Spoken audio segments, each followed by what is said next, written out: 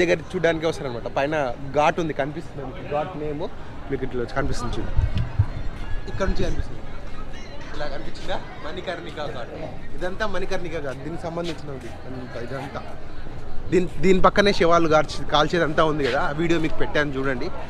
అసలు చూస్తుంటే మనసు అది హృదయం తరుక్కుపోతుంది, అసలు జీవితం ఇంతేనా అనిపించేంత వీడియో అది. సూపర్గా వచ్చింది.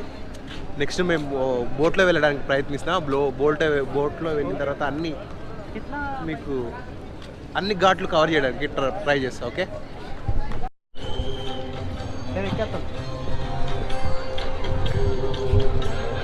ఇప్పుడు మేము బోట్ ఎక్కబోతున్నాం. ఆ తర్వాత మొత్తం అన్ని ఘాట్లు చూపిస్తారనమాట. చూడండి,